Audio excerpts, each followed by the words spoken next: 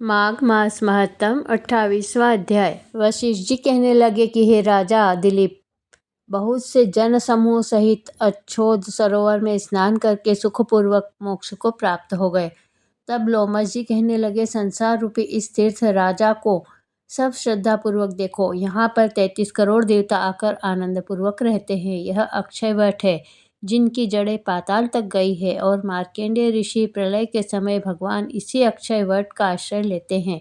यही शिवजी की प्रिय भगवती भागीरथी है जिसकी सिद्ध लोग सेवा करते हैं। यह गंगा स्वर्ग के हेतु पताका है।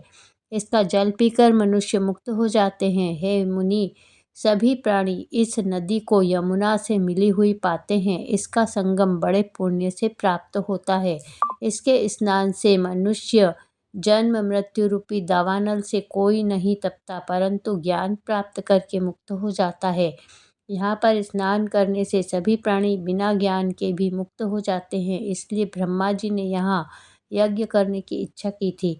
इसी संगम में भगवान विष्णु ने स्त्री प्राप्ति की इच्छा से स्नान करके लक्ष्मी जी को प्राप्त किया। यहाँ पर त्रिशूलधारी शिवजी ने त्रिपर दैत्य को मारा था, और प्राचीन काल में उर्वशी स्वर्ग से गिरी थी तथा स्वर्ग पाने की इच्छा से यहाँ पर ही उसके स्नान करने से नहुष कुल के राजा ययाति ने वंशधर पुत्र प्राप्त किया। यहाँ पर इंद्र ने प्राचीन काल में धन की इच्छा से स्नान किया था और माया से कुबेर के सब धन को प्राप्त किया था।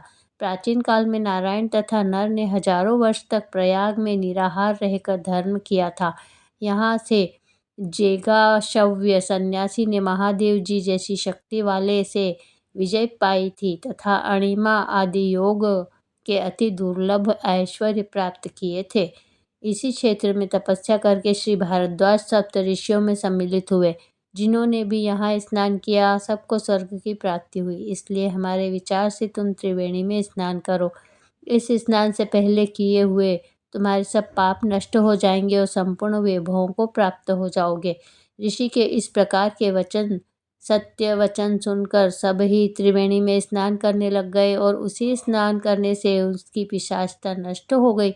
शाप से विमुक्त होकर उन्होंने अपना शरीर धारण कर लिया। वेद निधि ने अपनी संतान को देखकर प्रसन्नचित्त होकर लोमश जी को संतुष्ट किया और कहा कि आपके अनुग्रह से ही शाप से विमुक्त हुए। अब आप इन बालकों के योग्य धर्म को कहिए। लोमश जी ने कहा कि इस युवा कुमार ने वेदों का अध्ययन समाप्त कर लिया है, इसलिए इन कन्याओं के प्रीतिपूर्वक कर कमलों को ग्रहण करें। इस ब्रह्मचारी ने 5 कन्याओं से विवाह किया।